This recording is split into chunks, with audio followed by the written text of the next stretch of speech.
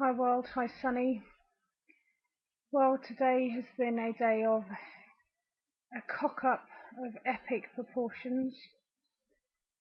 I feel sick to my stomach right now. Very, very, very sick. I'm shaking like a leaf.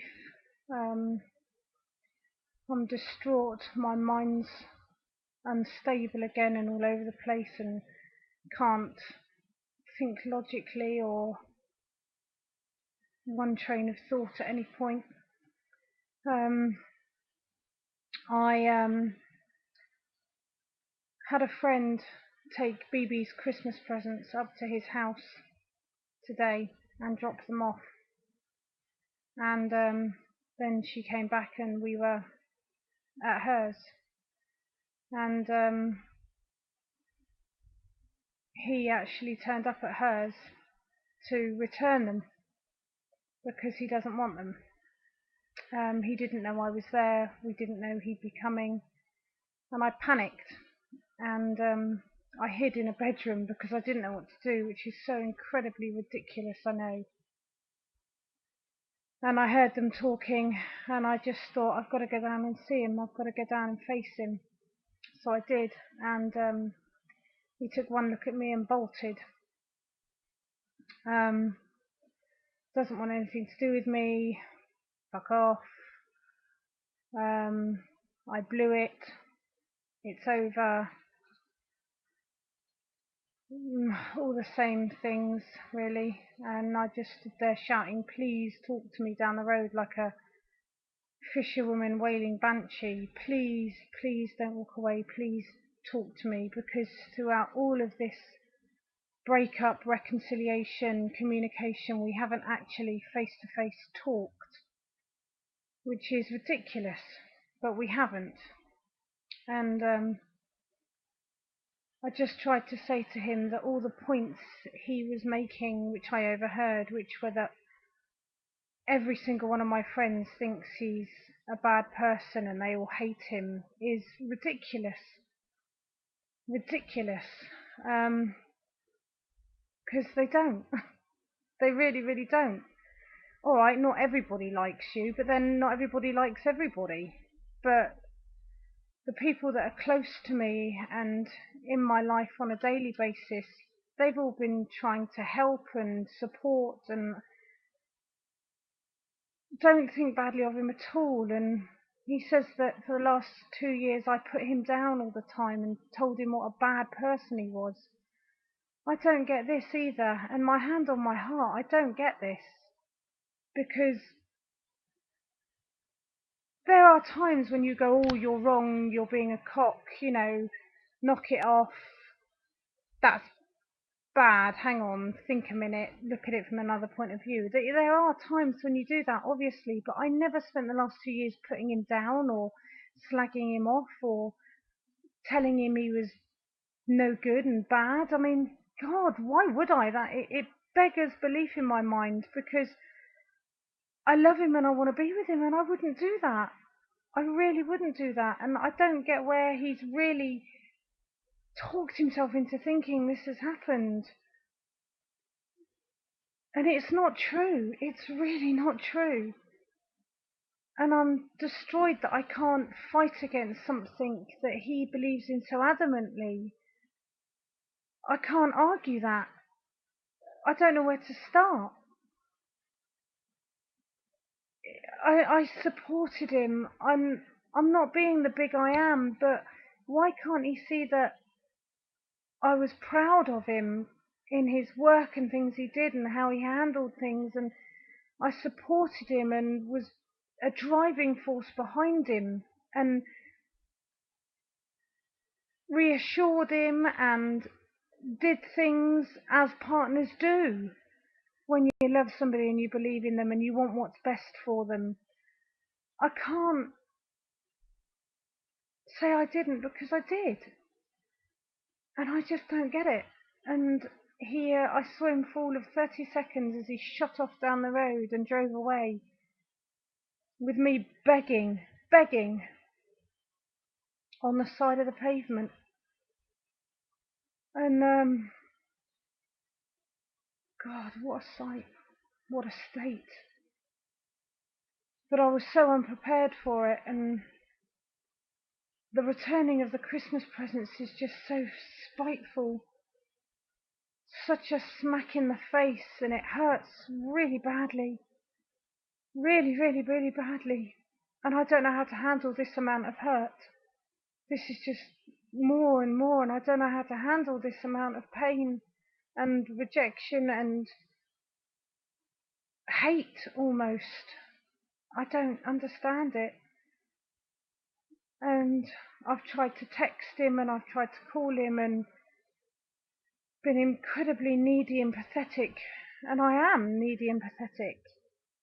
And then I got a bit, because of the responses I got that were, I'm being a sanctimonious shit, which I don't get either, because all I tried to do was reiterate how much I love you and want to talk and sort this out and please, and say that we're both at fault. It's not just me, we're both at fault. How is that me being a sanctimonious shit?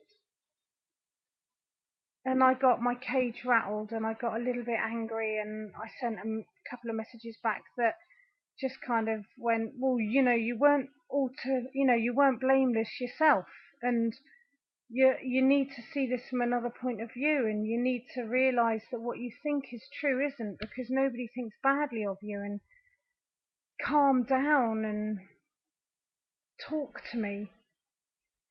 But then he goes into the typical behavior of ignoring me and is not responding again.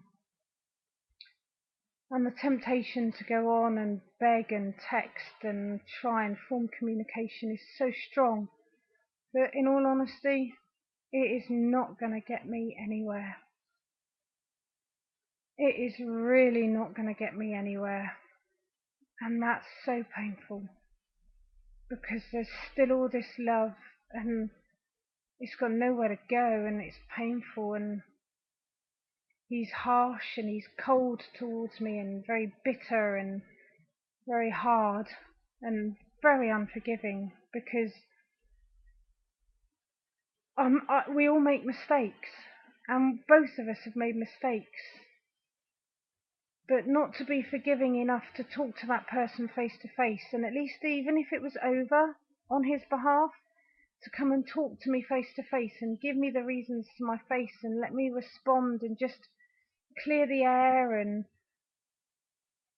it's just, he's so unforgiving. It's just, wow, it's powerful stuff. It's really quite strongly full of venom towards me, I think. And he must be laughing his socks off, in all honesty, at this. He's probably thinking, you pathetic cow, how could I have ever loved somebody like you? And I'm numb. I'm shaking and I feel physically sick. And I'm absolutely numb, knowing that he's here in the bay and I'm sat at home like this. I'm just numb, and my brain's numb, and I just, he is so far done with me, it's not funny. And God, the acceptance of that. I keep telling myself, accept it, Megan. You're better than this, you're worth more than this. If he can't see what you did and what you do and how much you love him and you can be trusted and how much you want him, then it's his loss. You know what? It's his loss, and eventually somebody else's gain. And you are worth more than this, Megan. Don't degrade yourself and lose all self-respect over this. And I keep telling myself this, and then you go back to, oh, I love him. And you feel weak and desperate and needy. And I'm flitting between these two and feeling sick and numb, and my heart's pounding. I've got a lump in my throat. Head's just a headache from hell. And I don't know how to cope with this.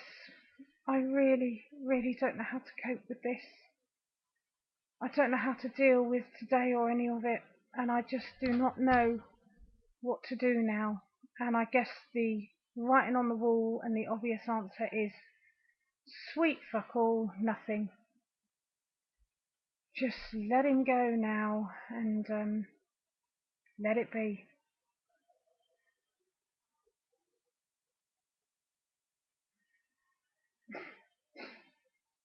I don't want to, but I know I must.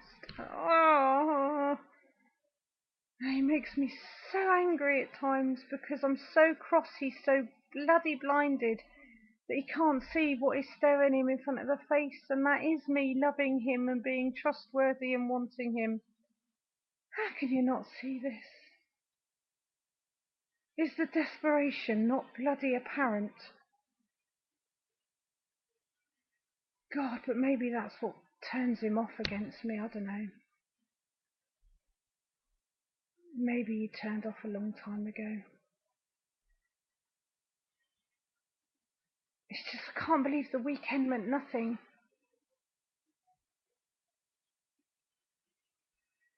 Anyway, I'm numb and I'm